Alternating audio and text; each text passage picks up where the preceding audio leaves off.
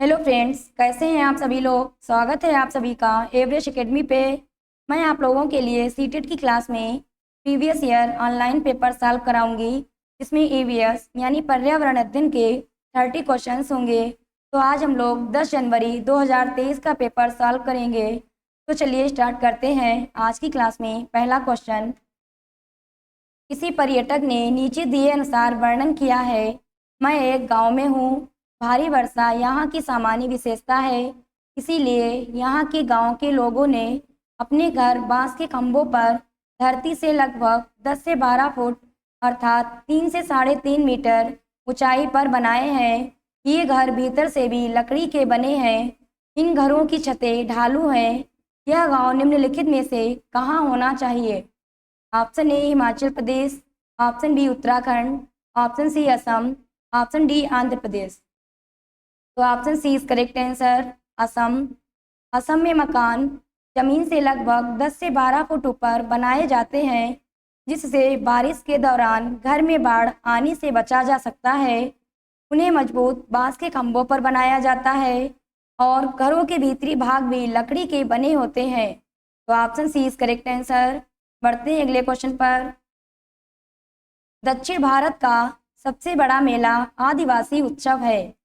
Option A Kumbh Mela, option B Sammakka Saralamma Jatara, option C Kharchi उत्सव, option D Ganga ji Mela. तो दक्षिण भारत का सबसे बड़ा मेला आदिवासी उत्सव समक्का सरालम्मा जात्रा है। यह एशिया का दूसरा सबसे बड़ा कुंभ मेला है और इसका आयोजन तेलंगाना में किया जाता है। और खारची उत्सव यह त्रिपुरा का एक प्रमुख त्योहार है। और कुंभ मेला कहाँ कहाँ लगते हैं। तो कुंभ मेला प्रयागराज,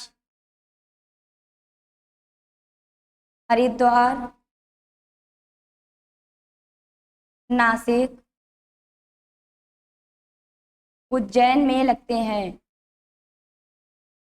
तो कुंभ मेला प्रयागराज, हरिद्वार, नासिक, उज्जैन में लगते हैं। तो option B is correct answer. बढ़ते हैं अगले क्वेश्चन पर। यह एक सामाजिक चिंता का विषय है कि भारत में बहुत से शहरों में मल जल अब भी है। ऑप्शन ए मशीनों द्वारा साफ किया जाता है, ऑप्शन बी मैला ढोने वालों के द्वारा हाथ से सफाई की जाती है, ऑप्शन सी सबसे अच्छी सुविधा है, ऑप्शन डी निजी कंपनियों के स्वामित्व में है। यह एक सामाजिक चिंता का विषय है कि भारत में बहुत से शहरों में मल जल अब भी मैला ढोने वालों के द्वारा हाथ से सफाई की जाती है। Option B is correct answer. बढ़ते हैं अगले क्वेश्चन पर। पोचमपल्ली नाम है। ऑप्शन ए लोक चित्रकला का जो विशेष रंगों से बनाई जाती है, ऑप्शन बी साड़ियों का जिन पर पारंपरिक रंगाई के ज्यामितीय नमूने होते हैं, ऑप्शन सी बकरियों की किस्म का जिसका महीन ऊन शाल बनाने के काम आता है, ऑप्शन डी प्राचीन भारतीय मंदिरों की श्रेणी का। तो पोचमपल्ली साड़ी तेलंगाना की रेशम सूती और साड़ियों का प्रकार है। इस साड़ी का नाम तेलंगाना पोचमपल्ली एक जगह के नाम पर रखा गया। पोचमपल्ली नाम साड़ियों का जिन पर पारंपरिक रंगाई के ज्यामितीय नमूने होते हैं। तो option B is correct answer. बढ़ते हैं अगले क्वेश्चन पर। नीचे दिए गए कथनों पर विचार कीजिए। कथन ए लेफ्टिनेंट कमांडर वहीदा प्रिज्म भारतीय नौसेना में डॉक्टर हैं। कथन बी वहीदा प्रिज्म एक बहुत छोटे गांव से हैं और उनकी पढ़ाई सरकारी विद्यालय में हुई। कथन सी वहीदा प्रिज्म पहली महिला हैं जिन्होंने एक परेड की कमान संभाली। कथन डी मेडिकल ऑफिसर हैं और रोगियों को दवा ही देती हैं। तो कथन ए लेफ्टिनेंट कमांडर वहीदा प्रिज्म भारतीय नौसेना में डॉक्टर हैं, तो यह कथन सही है। कथन बी वहीदा प्रिज्म एक बहुत छोटे गांव से हैं और उनकी पढ़ाई सरकारी विद्यालय में हुई, तो यह भी कथन सही है। कथन सी वहीदा प्रिज्म पहली महिला हैं जिन्होंने एक परेड की कमान संभाली, तो कथन सी भी सही है। कथन डी मेडिकल ऑफिसर हैं और रोगियों को दवा ही देती हैं, तो यह कथन गलत होगा। क्योंकि ये भारतीय नौसेना में एक डॉक्टर हैं। तो कथन ए, बी और सी सही है। तो option C is correct answer. A, B और सी सही है। बढ़ते हैं अगले क्वेश्चन पर। वाराणसी की कढ़ाई की अद्वितीय कला है। Option A Zardozi, option B Toda, option C Phulkari, option D Kantha. तो वाराणसी की अद्वितीय कला है जरदोजी। वाराणसी वह स्थान है जहाँ प्राचीन बुनाई परंपरा को सर्वोत्तम रूप से संरक्षित किया जाता है। जरदोजी एक कला है जो भारत में कढ़ाई का सबसे शानदार रूप है। तो option A is correct answer. बढ़ते हैं अगले क्वेश्चन पर। अंतरिक्ष की यात्रा के लिए निम्नलिखित में से किसका उपयोग किया जाएगा? ऑप्शन ए एक उपग्रह, ऑप्शन बी एक रॉकेट, ऑप्शन सी एक हवाई जहाज, ऑप्शन डी एक उल्कापिंड। अंतरिक्ष की यात्रा के लिए मानव को अंतरिक्ष में भेजने के लिए एक रॉकेट और अंतरिक्ष यान का प्रयोग किया जाएगा। तो option B is correct answer. बढ़ते हैं अगले क्वेश्चन पर। लोग गांव से शहरों और कस्बों की ओर स्थानांतरित होते हैं। ऑप्शन ए बेहतर स्वच्छता तथा खुली जगहों के लिए, ऑप्शन बी बेहतर गुणवत्ता की वायु तथा स्वास्थ्य सुविधाओं के लिए, ऑप्शन सी बेहतर रोजगार के अवसर तथा शैक्षिक सुविधाओं के लिए, ऑप्शन डी बेहतर गुणवत्ता का जल तथा सामाजिक नियमों के लिए। तो लोग गांव से शहरों और कस्बों की ओर स्थानांतरित होते हैं बेहतर रोजगार के अवसर तथा शैक्षिक सुविधाएं उपलब्ध हो सकें। तो option C is correct answer. बढ़ते हैं अगले क्वेश्चन पर। हम शहरी क्षेत्रों में यह देखते हैं कि अधिकांश कुएं जो लगभग 40 वर्ष पूर्व पानी भरने के लिए उपयोग किए जाते थे अब सूख गए हैं। इन कुओं में पानी के सूखने के नीचे दिए गए संभावित कारणों पर विचार कीजिए। कारण एक, कोई भी कुओं का उपयोग करना नहीं चाहता क्योंकि सभी घरों में टोंटियां लगी हैं। तो ये कारण सही है। लोग विद्युत मोटर द्वारा भूजल खींचना पसंद करते हैं। तो ये कारण गलत है क्योंकि लोग विद्युत मोटर द्वारा भूजल खींचना पसंद नहीं करते हैं। कारण सी, पेड़ों, कुओं और आसपास की जमीन को अब सीमेंट, कोल तार द्वारा ढककर वातावरण को साफ बना दिया गया है। ये कारण भी सही है। कारण डी, जिन झीलों तालाबों में वर्षा का पानी इकट्ठा होता था अब वहाँ नहीं है। उन स्थानों पर ऊंचे भवन देखे जा सकते हैं। तो यह कारण भी सही है। तो कारण ए, सी और डी सही है। तो option C is correct answer. बढ़ते हैं अगले क्वेश्चन पर। योग दिवस के समारोह के उपलक्ष्य में एक ईवीएस का अध्यापक निश्चय करता है कि वह 5वीं कक्षा के छात्रों को विश्व की योग राजधानी के भ्रमण पर ले जाएगा, जिसका नाम है। Option A Ranikhet, option B Ooty, option C Rishikesh, option D Gangtok. तो योग दिवस के समारोह के उपलक्ष्य में एक ईवीएस का अध्यापक निश्चय करता है कि वह 5वीं कक्षा के छात्रों को विश्व की योग राजधानी के भ्रमण पर ले जाएगा, जिसका नाम होगा ऋषिकेश। ऋषिकेश तीर्थ नगरी आदिकाल से ही ऋषि मुनियों की योग और तप की भूमि रही है। तो यह विश्व की योग राजधानी है। Option C is correct answer, Rishikesh. बढ़ते हैं अगले क्वेश्चन पर। घरों में बच्चों से धीरे धीरे खाने के लिए एवं अच्छी तरह चबाने के लिए कहा जाता है। इसका सबसे उपयुक्त कारण है वे कम खाते हैं, उनके दांत सुरक्षित रहते हैं, वे खाते समय पानी नहीं पीते हैं, उनके भोजन का पाचन सही ढंग से होता है। तो घर में बच्चों से धीरे धीरे खाने के लिए, अच्छी तरह चबाने के लिए कहा जाता है क्योंकि हम जितना चबा चबा कर खाते हैं उतना ही बेहतर हमारा पाचन तंत्र काम करता है और उनके भोजन का पाचन सही ढंग से भी होता है। तो option D is correct answer, केवल डी सही है। बढ़ते हैं अगले क्वेश्चन पर। सड़कों का सर्वोच्च वर्ग जो अधिकतर 6 पथ या अधिक का होता है क्या कहलाते हैं? ऑप्शन ए राष्ट्रीय राजमार्ग, ऑप्शन बी वायुमार्ग, option C expressway, option D जलमार्ग। सड़कों का सर्वोच्च वर्ग जो अधिकतर 6 पथ या अधिक का होता है तो वह एक्सप्रेस वे कहलाते हैं। इसको हिंदी में द्रुत मार्ग भी कहा जाता है। तो option C is correct answer. बढ़ते हैं अगले क्वेश्चन पर। निम्नलिखित पहेली हल कीजिए। सिर पर मेरे ताज है, सुंदर नाज दिखाता हूँ, सुंदर पंखों पर नाज है, मैं हूँ। ये तो यह कौन सा पक्षी है? ऑप्शन ए तोता, ऑप्शन बी फाख्ता, ऑप्शन सी सुरखाब बतख, ऑप्शन डी मोर। सिर पर मेरे ताज है, सुंदर नाज दिखाता हूँ, सुंदर पंखों पर नाज है। तो यह पक्षी मोर है। मोर के सिर पर पंख होते हैं और वह सुंदर नाच भी करता है और उसके रंग बिरंगे पंख भी होते हैं। तो option D is correct answer.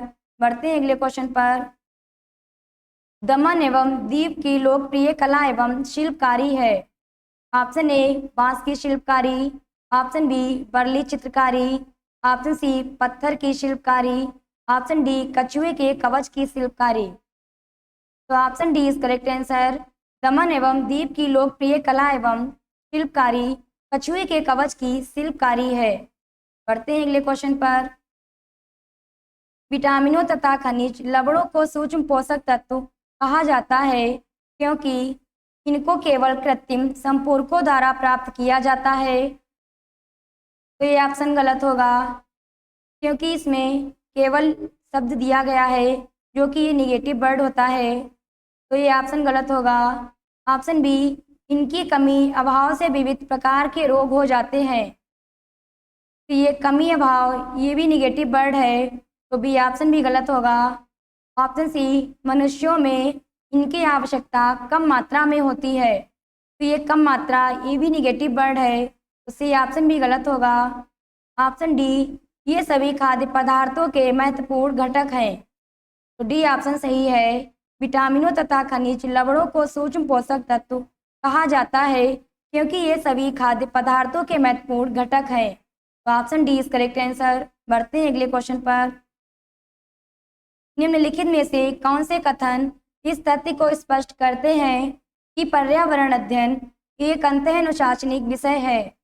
कथन ए यह पर्यावरण के सभी पहलुओं को समझने के लिए विभिन्न विषयों के ज्ञान को एकीकृत करता है। तो यह कथन सही है।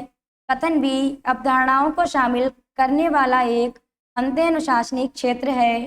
तो यह कथन भी सही है। कथन सी यह जैविक सामाजिक व सांस्कृतिक पर्यावरण में होने वाली अंतःक्रिया का क्षेत्र है। तो यह कथन भी सही है।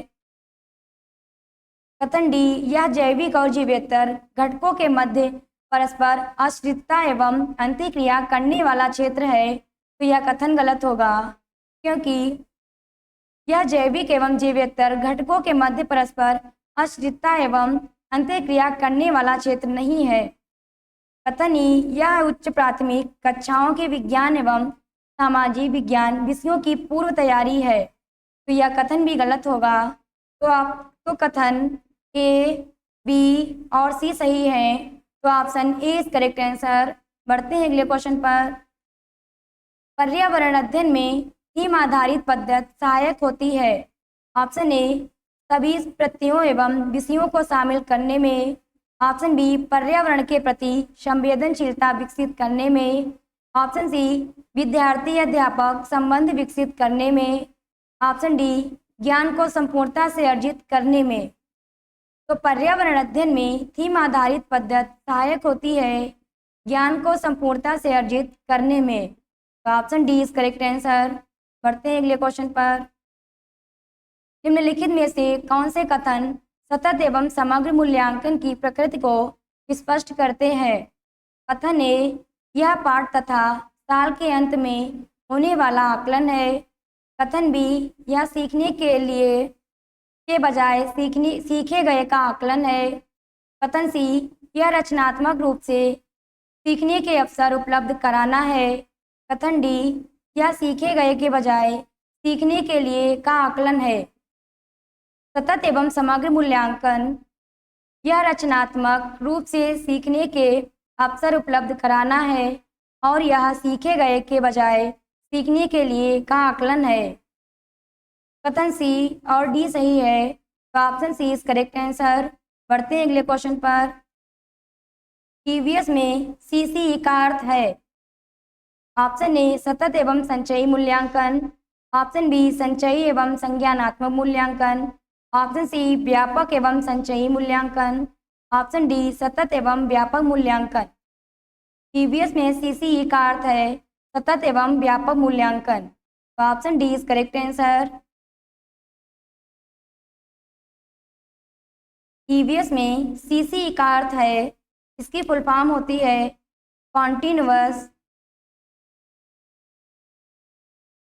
कॉन्टिन्यूअस एंड कॉम्प्रिहेंसिव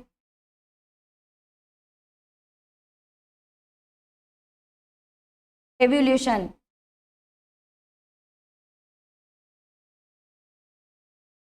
तो option D is correct answer. बढ़ते हैं अगले क्वेश्चन पर। निम्नलिखित में से कौन से कथन पर्यावरण अध्ययन के उद्देश्य हैं? कथन ए पर्यावरण के बारे में प्रत्यक्ष जानकारी, परिभाषाएं और विवरण प्रदान करना।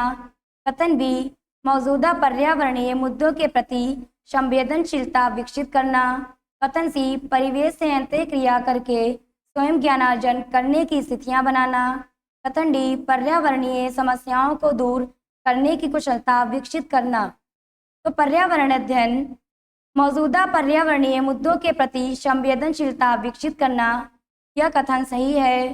कथन सी परिवेश से अंतःक्रिया करके स्वयं ज्ञानार्जन करने की स्थितियां बनाना, तो यह कथन भी सही है। पर्यावरणीय समस्याओं को दूर करने की कुशलता विकसित करना, भी कथन भी सही है। जबकि कथन ए गलत है, क्योंकि परिभाषाएं और विवरण ये निगेटिव वर्ड होते हैं, तो ये कथन गलत होगा। कथन बी, सी और डी सही है। Option C is correct answer. बढ़ते हैं अगले क्वेश्चन पर। पर्यावरण अध्ययन में संप्रत्यय के रूप में पर्यावरण सम्मिलित करता है। ऑप्शन ए भौतिक पर्यावरण और जैविक पर्यावरण, ऑप्शन बी जैविक पर्यावरण, भौतिक पर्यावरण, सामाजिक सांस्कृतिक पर्यावरण, ऑप्शन सी भौतिक पर्यावरण और सामाजिक सांस्कृतिक पर्यावरण, ऑप्शन डी जैविक पर्यावरण, जीवन प्रक्रम और तंत्र, सामाजिक सांस्कृतिक पर्यावरण। पर्यावरण अध्ययन में संप्रत्यय के रूप में पर्यावरण सम्मिलित करता है जैविक पर्यावरण, भौतिक पर्यावरण, सामाजिक सांस्कृतिक पर्यावरण। तो option B is correct answer. बढ़ते हैं अगले क्वेश्चन पर। सुबह स्कूल बस का इंतजार करते समय मोना अपने बेटे जयेश को आज आयोजित होने वाली पर्यावरण अध्ययन परीक्षा के लिए तथ्य और परिभाषाएं पूछ रही थी। निम्नलिखित में से कौन से कथन जयेश की सीखने में सबसे बड़ी बाधाएं हैं? कथन ए ऐसा करके मोना जयेश की सहायता कर रही है, क्योंकि दोहराने से जयेश तथ्यों और परिभाषाओं को अच्छी तरह याद करेगा।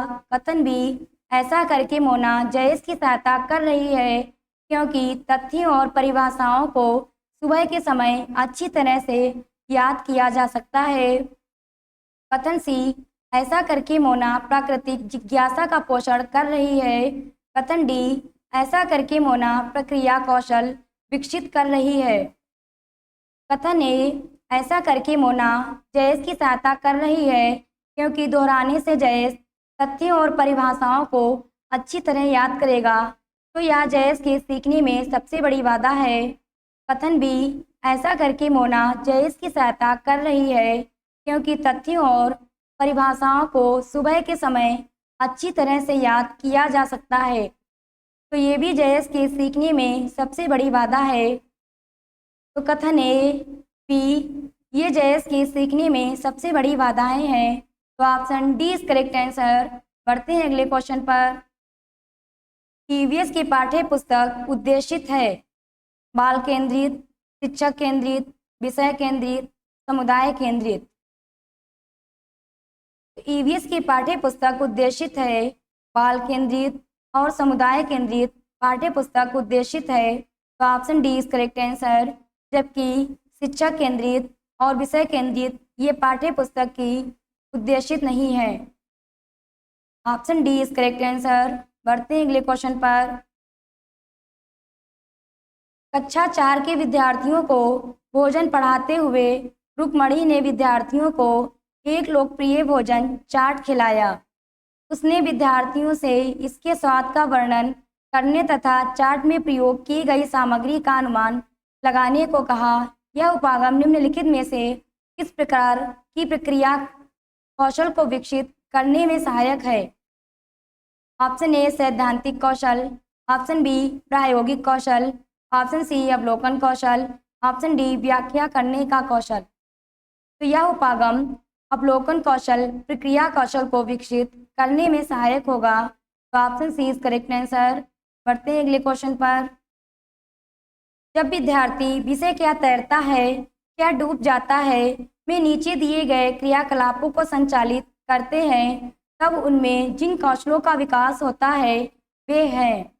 ऑप्शन ए प्रेक्षण, खोज, चर्चा करना, ऑप्शन बी साक्षात्कार करना, प्रश्न करना, सहयोग, ऑप्शन सी प्रेक्षण, अभिलेखन, विश्लेषण, ऑप्शन डी व्याख्या करना, चर्चा करना, न्याय एवं समानता से संबंध। तो जब विद्यार्थी विषय क्या तैरता है, क्या डूब जाता है में नीचे दिए गए क्रियाकलापों को संचालित करते हैं, तब उनमें प्रेक्षण, अभिलेखन, विश्लेषण कौशलों का विकास होता है। तो option C is correct answer. बढ़ते हैं अगले क्वेश्चन पर। राधा एक ईवीएस की अध्यापिका दिवाली पर अपने घर पूड़ी बना रही थी। उसकी बेटी गीता को यह आश्चर्य हुआ कि पूड़ी तलने पर फूली क्यों। राधा को एक शिक्षक होने के नाते क्या करना चाहिए? उससे कहें कि पानी के अणु भाप में बदल जाते हैं और इस तरह से बनी भाप के कारण पूड़ी फूल जाती है। उससे इस तरह की अन्य फूलने वाली खाने की वस्तुओं जैसे चपाती के बारे में सोचने को कहें और इसका कारण खोजने को कहें। उससे इसका कारण सोचने और या समझाने को कहें कि तेल में तलने पर पूड़ी क्यों फूल जाती है। उसे यह दिखाएं कि चावल पकाने के दौरान चावल के बर्तन को ढकने वाली थाली भी ऊपर उठती है और उससे उसके ऊपर उठने का कारण पूछें। तो राधा को एक शिक्षक होने के नाते उससे इस तरह की अन्य फूलने वाली खाने की वस्तुएं जैसे चपाती के बारे में सोचने को कहें और इसका कारण खोजने को कहें और उसे यह दिखाएं कि चावल पकाने के दौरान चावल के बर्तन को ढकने वाली थाली भी ऊपर उठती है और उससे उसके ऊपर उठने का कारण पूछें। तो option D is correct answer. B और डी सही है। बढ़ते हैं अगले क्वेश्चन पर। कक्षा 4 के पाठ बदलते समय में विद्यार्थी से यह अपेक्षा की जाती है कि वे अपने दादा दादी से संवाद करें और उनसे उनके बाल्यकाल के विषय में जाने। यह उपागम निर्भर है। ऑप्शन ए इतिहास पर, ऑप्शन बी पुरातत्व पर, ऑप्शन सी लिखित अभिलेखों पर, ऑप्शन सी मौखिक इतिहास पर। कक्षा 4 के पाठ बदलते समय में विद्यार्थियों से अपेक्षा की जाती है कि वे अपने दादा दादी से संवाद करें और उनसे उनके बाल्यकाल के विषय में जाने। तो यह उपागम मौखिक इतिहास पर निर्भर करता है। तो option D is correct answer. बढ़ते हैं अगले क्वेश्चन पर। कैंप में शाम के दौरान नाइमा अपने विद्यार्थियों से उनके कमरे साफ करने के लिए झाड़ू लगाने को कहती है। मणि कहता है, मेरी दादी कहती हैं अगर हम सूर्यास्त के बाद झाड़ू लगाएं तो हम गरीब हो जाएंगे। नाइमा को क्या करना चाहिए? ऑप्शन ए मणि से कहें कि अगर हम शाम को घर में झाड़ू लगाते हैं तो ऐसा कुछ नहीं होता है। ऑप्शन बी मणि से कहें कि जहां हम रहते हैं उस जगह को साफ रखना चाहिए, इसीलिए झाड़ू लगाना चाहिए। ऑप्शन सी मणि से पूछें कि क्या उसने यह देखने के लिए कि अगर सूर्यास्त के बाद झाड़ू लगाया जाए तो क्या होता है, कभी झाड़ू लगाया है। ऑप्शन डी मणि से कहें कि वह झाड़ू लगाकर इस बात की जांच करें कि ऐसा करके क्या वह गरीब हो जाता है। तो नाइमा को मणि से यह कहना चाहिए कि वह झाड़ू लगाकर इस बात की जांच करें कि ऐसा करके क्या वह गरीब हो जाता है, और ऐसा करने से यह एक प्रयोगात्मक क्रिया भी हो जाएगी और मणि अपनी दादी की बात को जांच परख भी लेगा। तो option D is correct answer. बढ़ते हैं अगले क्वेश्चन पर। विद्यार्थियों को अधिगम प्रक्रिया में सक्रिय भाग लेने के लिए प्रोत्साहित किया जाता है, जिससे उनमें प्रक्रिया कौशलों का विकास होता है जो उन्हें जीवन में मदद करेगा। ऐसा विचार निर्भर है ऑप्शन ए खोज उपागम पर, ऑप्शन बी अन्वेषण विधि पर, ऑप्शन सी संप्रत्यात्मक उपागम पर, ऑप्शन डी अनुभवात्मक अधिगम पर। तो option D is correct answer, अनुभवात्मक अधिगम पर। बढ़ते हैं अगले क्वेश्चन पर। चिड़ियाघर की सैर के दौरान विद्यार्थी खरगोश देख रहे थे। किरण ने अध्यापिका से पूछा, वह खरगोश कौन सा है जिसने कछुए के साथ दौड़ लगाई थी? वह कछुआ कहाँ है? किरण के प्रश्न पर्यावरण अध्ययन अधिगम के निम्नलिखित में से किस उद्देश्य को इंगित करते हैं? ऑप्शन ए बच्चों को अन्वेषणात्मक गतिविधियों से जोड़ना, ऑप्शन बी बच्चों की सृजनात्मकता का पोषण करना, ऑप्शन सी परिवेशीय मुद्दों पर जागरूकता का विकास करना, ऑप्शन डी वन्य जीवों के प्रति संवेदनशीलता विकसित करना। तो किरण के प्रश्न पर्यावरण अध्ययन अधिगम के बच्चों को अन्वेषणात्मक गतिविधियों से जोड़ने में इंगित करते हैं। तो option A is correct answer. तो फ्रेंड्स, ये आप लोगों के 30 क्वेश्चंस कंप्लीट होते हैं। मिलते हैं नेक्स्ट क्लास में। Thank you, bye bye.